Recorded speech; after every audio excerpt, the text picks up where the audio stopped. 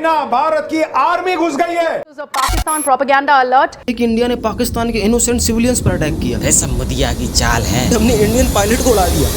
आजादी के वक्त हिंदूज मुसलमानों के दुश्मन थे।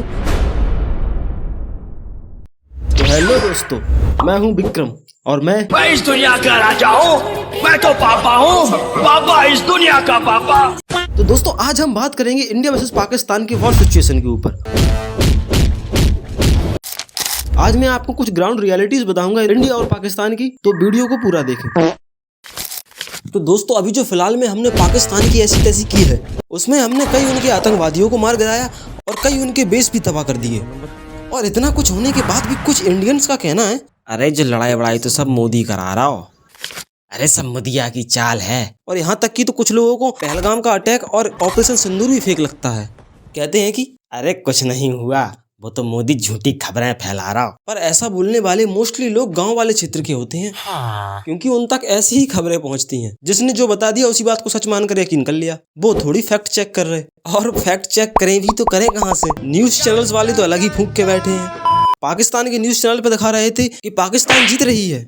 Pakistan propaganda alert, where Pakistan-based handles are spreading old videos falsely alleging strikes on a military base in Amritsar. It's been और इंडियन न्यूज चैनल पर दिखा रहे थे कि हमारी आर्मी पाकिस्तान में घुस चुकी है, बस कब्जा करने ही वाले हैं।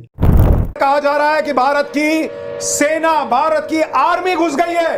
अभी तक तो कहा जा रहा था कि सिर्फ एयरफोर्स अटैक कर रहा है, लेकिन अब भारत की आर्मी घुस गई है।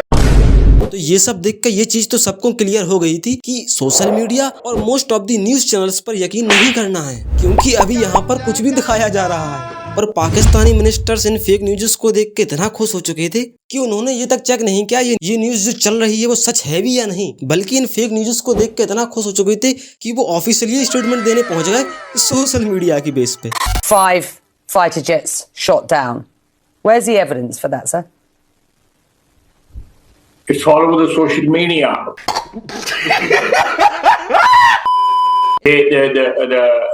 The debris of these jets fell into Indian occupied Kashmir, and it's all over Indian media today. You're the defense and they have minister. admitted their media has. The reason to talk to you today, sir, is not to talk about content all over social media. I'm sorry.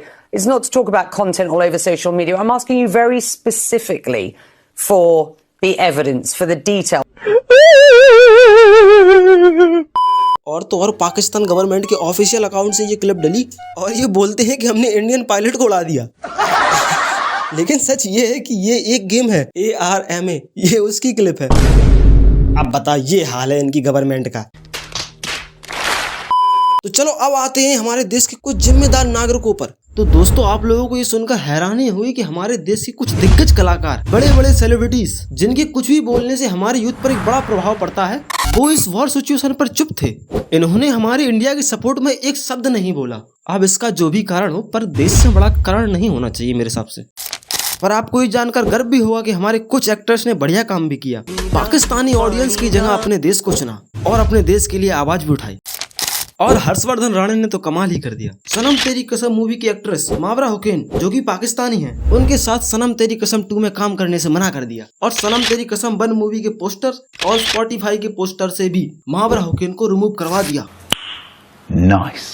क्योंकि मावरा Hussain India के Pahalgam attack पर तो चुप थी, और जब India ने पाकिस्तान पर अटैक किया तो इंडिया को कावर्डली, कायर बोलती है और बोलती है कि इंडिया ने पाकिस्तान के इनोसेंट सिविलियंस पर अटैक किया। पर नहीं भाई, इंडिया ने पाकिस्तान के सिविलियंस पर अटैक नहीं किया। इंडिया ने आतंकवादियों पर अटैक किया, आतंकवादियों के अड्डे पर अटैक किया। अब आतंकवादियों के अड्डे पर आपके इनोसेंट सिविलियंस क्या कर रहे थे, अब वो तो आपको ही पता होगा। और भाई पता है, जो ऑपरेशन सिंदूर में आतंकवादी मारे गए हैं, उनको पाकिस्तान के झंडे में लपेटकर श्रद्धांजलि दी गई, पाकिस्तानी आर्मी और अब्दुल रऊफ के साथ, जो कि एक आतंकवादी है। दरअसल पाकिस्तान हमेशा से ही आतंकवाद को बढ़ावा देता आ रहा है, दे रहा है और देता रहेगा, क्योंकि पाकिस्तान में बच्चों को बचपन से ही पढ़ाया जा रहा है, यही सिखाया जा रहा है कि भारत हमारा दुश्मन है। भारत के प्रति उनमें नफरत बचपन से भर दी जा रही है। उनका सिलेबस ही यही है। आप ये निकिता ठाकुर जी की वीडियो देखिए। 1 मिनट निकिता जी, मैं फ्रेम में आ रहा हूँ, आप बताइए, मैं साइड में बैठता हूँ। और हाँ, कॉपीराइट मत मानना, बस थोड़ी सी क्लिप यूज कर रहा हूँ आपकी। कंटिन्यू। आप पाकिस्तान का हर एक सिस्टम ले लो, मीडिया, उनकी फिल्म इंडस्ट्री, एजुकेशन सिस्टम और इवन उनका पॉलिटिकल सिस्टम, सब कुछ कंप्लीटली हेट फॉर इंडिया पे ही बेस्ड है। ये United states commission on international religious freedom की ऑफिशियल रिपोर्ट है जिसका टाइटल है टीचिंग इंटॉलरेंस इन पाकिस्तान।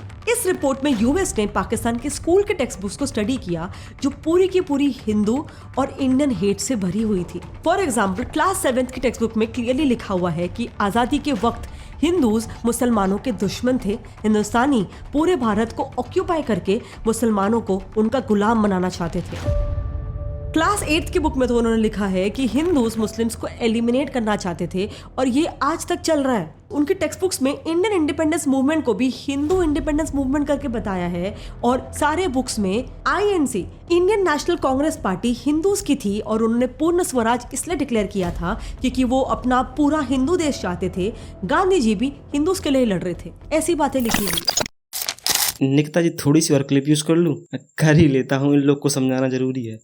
नेशनल रिपोर्ट्स का डेटा छोड़ो, पाकिस्तानीज खुद कह रहे हैं कि उनके बच्चों को स्कूल में पढ़ाया जाता है कि उन्हें हिंदूज को देखकर मार देना चाहिए। अपना देखे तो सही, आप पढ़ा के आ रहे हैं मदारिस में, स्कूलों में। तो मेरे बच्चे स्कूल से जब आते हैं अजीबोगरीब किस्म के सवाल करते हैं। एक सवाल मेरे बच्चे ने मुझसे किया था, तो मुझे तो स्कूल में टीचर कह रहे थे आपके यहाँ सिंध में हिंदू होते हैं तो आप उनको मार क्यों नहीं देते? हमारी एजुकेशन सारी हिंदुओं और सिखों की नफरत के ऊपर बेस है। मुतालिया पाकिस्तान देखे हिंदू ये था, गांधी ये थे, सिख ये थे।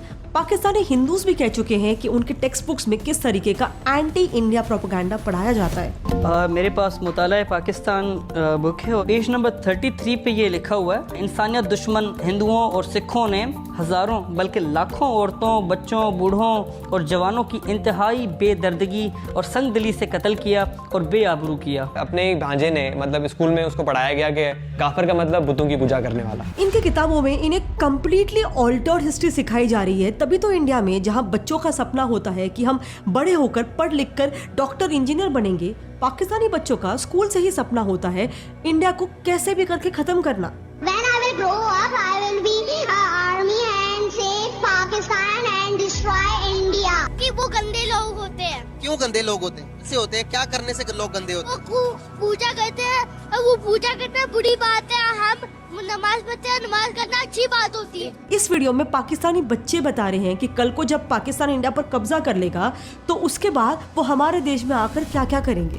इंडियन आर्मी को हम गलियां साफ करने में लगा देंगे। कितना मजा आएगा जब हम रेली गेट पर गाय के कबाब खाएंगे। ताजमहल पर जश्न तकमील पाकिस्तान मनाएंगे।